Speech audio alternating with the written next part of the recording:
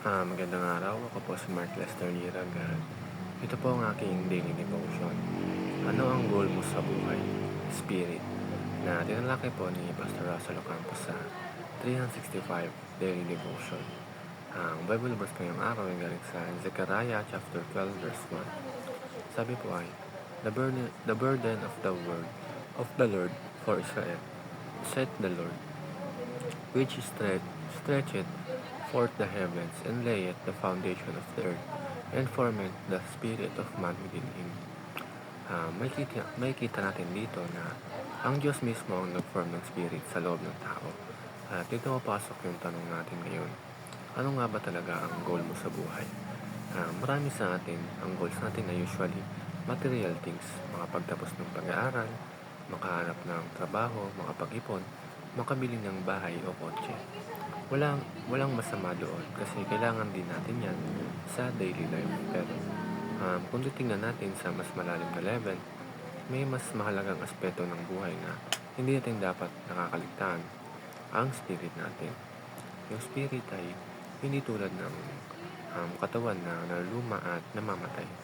Ito yung immaterial part of a man, um, na siyang deepest seat of life, understanding, and fellowship with God. Ito yung paraan kung paano tayo nakaka-communicate at nakapag-fellowship sa Diyos.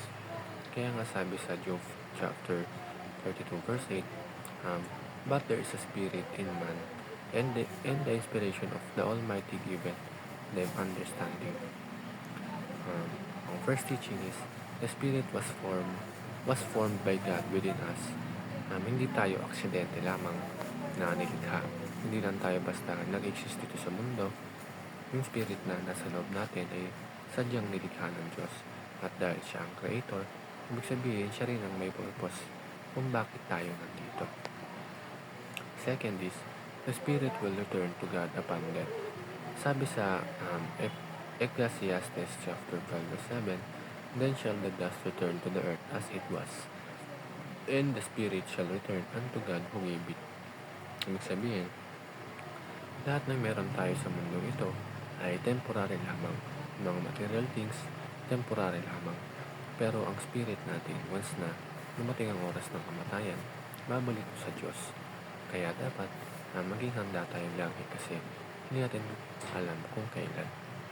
Ang last is, the spirit will possesses a renewed body. Sa future, darating ang panahon ng resurrection kung saan ang spirit natin ay nagkakaroon ng glorified body.